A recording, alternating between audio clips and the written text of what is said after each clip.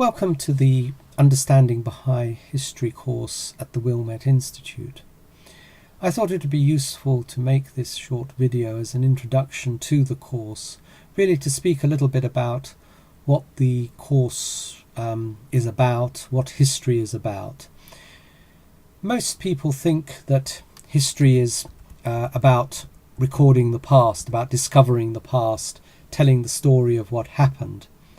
But this isn't really what historians mean by history. Telling the story of what happened in the past is exactly that. It's storytelling, or to give it a more formal title, the writing of chronicles. But this isn't what historians, or rather academic historians, mean by history. It's not the modern meaning of the word history. The study of history that we will be looking at in this course is not about telling what happened in the past, but really that of trying to understand why it happened the way it happened, and not some other way. What are the forces that impact upon human beings and that determine the course of events? Every human being has lots of choices open to them, and it's really, this study of history is about why certain people chose one pathway rather than another. And also it's about interrogating the sources of history and trying to understand why they recorded events in one way when another history records exactly the same events in a totally different way. And we can understand that particular aspect by looking at, say, an episode of an accident between a bus and a car that happens on the high street. Within 20 minutes the police are there and they're interrogating the witnesses, and one witness says, "Oh, I saw what happened. The car just swerved straight in front of the bus. It's all the car driver's fault." Another witness says, "I saw what happened. A bicycle that was riding along the side of the road suddenly did a wobble, and the car had to swerve in order to avoid hitting the bicycle, and so it wasn't the car driver's fault at all." And a third witness comes forward and says, "I saw what happened. There was a man on the side of the road and he was waving to the bus driver, and the bus driver got distracted, and that's why the accident happened. The bus driver wasn't paying attention. It was his fault."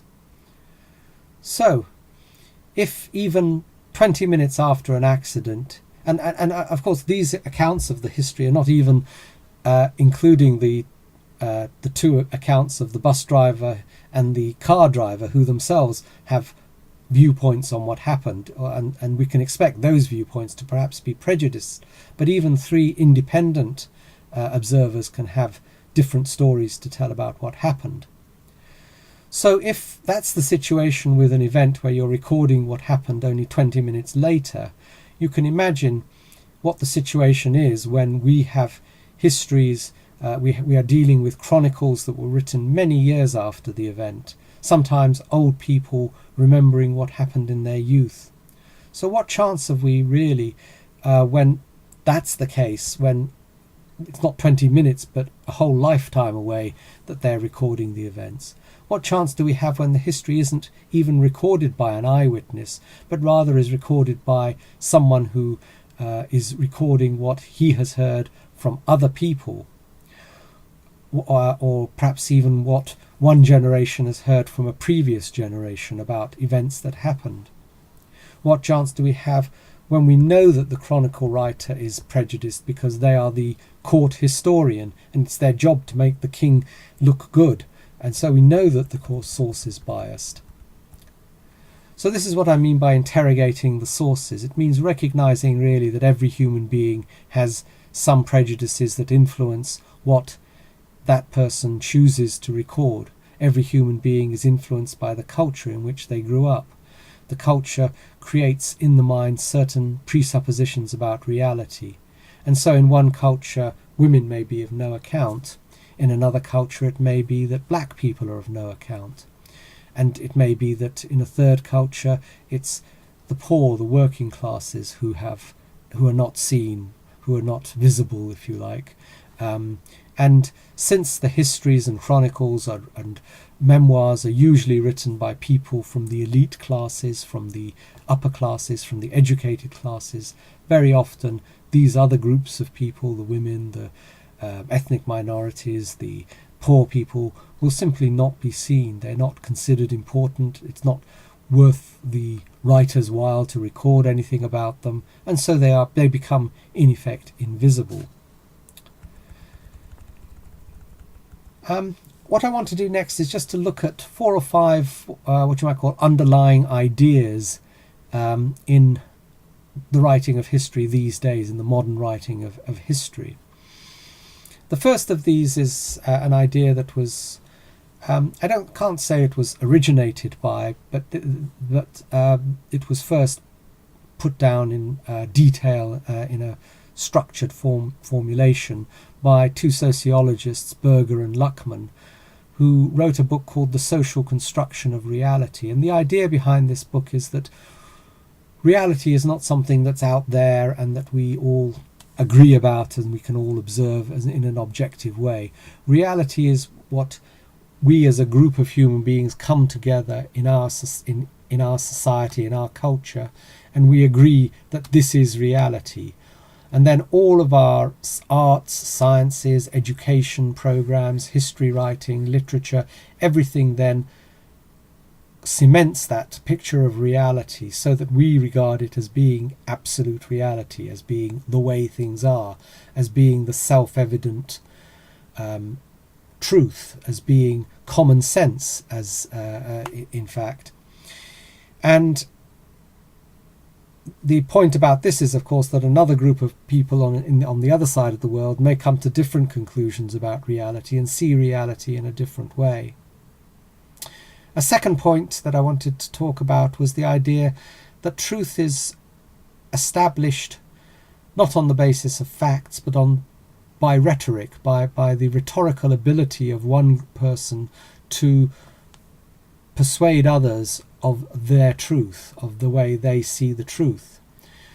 And it's not about facts, much as scientists and others would like to think that it's facts that determine the outcome. It isn't about facts. It's about the rhetorical ability of one person to put their vision of the truth across, their ability to marshal the facts in such a way as proves their view of truth. And another person may have an equally good set of facts, an equally convincing argument, but because they don't put their view across as well, their view does not become regarded as the truth. A third idea, which is somewhat related to that second idea, is the idea that history is always from a particular viewpoint. This was written about by Hayden White in a book called Tropics of Discourse, for example, about how you can have tropes of history. In other words, that there are various styles or ways of writing history, and you can have, for example, a Marxist view of history, a feminist view of history, and so on. These are just ways of looking at the facts and creating a story out of the facts. But what Hayden White is saying is that all history is like this. It's not that those Marxists distorted history. All history is written within a trope, within a framework, within a particular viewpoint. And the fourth idea, which again comes out of these preceding ideas that I've spoken about, and this was written about, there's no systematic book about it, but a writer called Benedetti Croce has written about this, a philosopher of history, and that's the idea that all history is in fact contemporary history. What that means is that if you look at a particular history, you can tell more about the time about the contemporary world in which that historian wrote than about the period of history about which they were writing. So, for example, if you look at Victorians writing about ancient Rome, you can tell a great deal about Victorian society, what their concerns were, what they regarded as important, what the viewpoints they took on the world. And so you can tell a great deal about the Victorian world from reading what is purportedly a history of Rome. And that brings me on to the idea that history is both powerful and dangerous. And we can see this from the fact that any worthwhile revolutionary, any good totalitarian regime always tries to control history.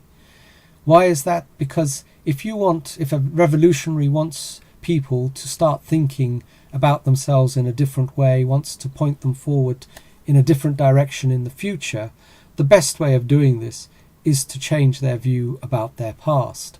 So when, for example, a communist revolution comes to power in a country, they change the history books, they rewrite the history so that it's no longer a history of the great kings and rulers of that country and their exploits, but it's about the struggle of the workers and how this struggle gradually built up to the revolution that has just occurred.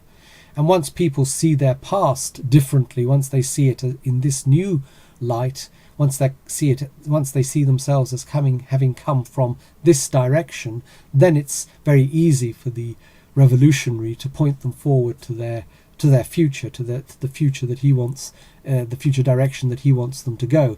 Because they've seen their past in a different way, they can see the future in a different way.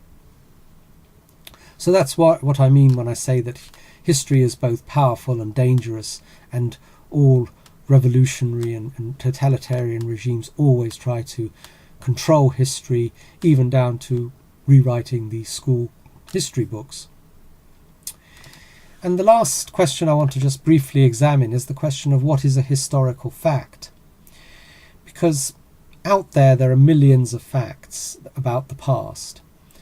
And what is it that makes some of those historical facts? Well, briefly you can say that a fact becomes a historical fact when a historian chooses it and uses it. And the reason that by and large the historian picks out certain facts and uses it in their history is because it illuminates their theoretical framework, the point that they are trying to make, their analysis. So historians are not just neutral in looking at the facts and picking facts. They pick the facts that suit their analysis, that enlighten their presentation of what they regard as being the correct analysis of the facts. They pluck out of all of these millions of facts that are out there, those facts that, as it were, support their viewpoint. And that is all anyone can do. One can't actually access all of the facts out there, partly because we as human beings are ourselves prejudiced and we simply don't see and recognize some of the facts out there. And we can see this quite clearly if we look at history writing in the last 150 years. In the 19th century, historians basically wrote in what you might call the great men's school of history, whereby they considered the deeds and actions of great men as being the pivotal facts of history, and so they concentrated on those and they wrote about those. And other groups such as working class and women and so on were just ignored. They weren't seen. The facts were there about them, but the historians chose not to use those facts, and they chose to use the biographies of the great men as what they wrote their history about. If we go then on into the 20th century, we have Marx emerging, and all of a sudden workers become important. An analysis of what workers did becomes important. And all of a sudden a whole set of other facts that were always out there are picked up and used in the history books. They become historical facts. And as you go through the 20th century, you see other movements of writing history. You see women's history emerging, you see black history emerging, you see various other ethnic and other minorities bringing out their history, bringing forward the facts from their history and making those the central focus of history writing. Well, these are some of the things that, if you like, are the ways that historians operate, and we'll be I hope be looking not so much at these themselves, but using these ideas in the course of going through the units that comprise the Understanding Baha'i History course. We can only look at them very briefly and perhaps a little bit superficially, but the aim of the course is to encourage you to go away from the course and to pursue this, and perhaps even to do some history yourselves, to do some analytical history, or perhaps just to do some recording of history, chronicling of events and so forth. And I hope that that will be the result of the course. But anyway, for now, thank you, and I hope you enjoy the course and gain some benefit from it.